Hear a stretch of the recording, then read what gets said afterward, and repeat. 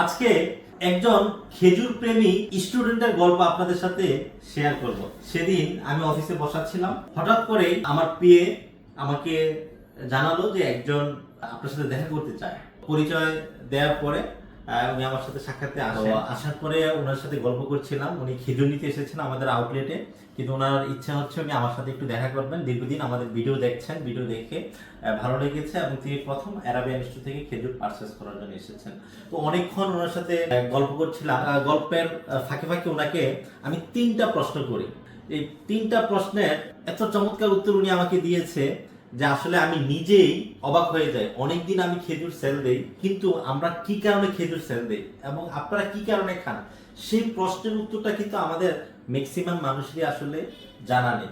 তো আমি প্রশ্ন করেছিলাম আপনি খেজুর কেন খেয়ে থাকেন, তখন তিনি আমাকে 3টা অ্যান্সার দিয়েছিলেন। প্রথমত বলেছেন যে আমি খেজুর খেয়ে থাকি হচ্ছে নবী করিম সাল্লাল্লাহু আলাইহি সাল্লামের সুন্নত হিসেবে এবং প্রিয় ফল হিসাবে আমি খেজুর খেয়ে থাকি। তারপর হচ্ছে এটা আমার হেলথ বেনিফিটেড, আমার স্বাস্থ্যকে খুব এনার্জি দেয় এবং ভালো রাখে কন্টিনিউ, এই জন্য আমি খেজুর খেয়ে থাকি। তৃতীয় কারণটি হচ্ছে খেজুর খেতে ওনার খুবই ভালো লাগে, অনেক মজাদার, অনেক স্বাদ।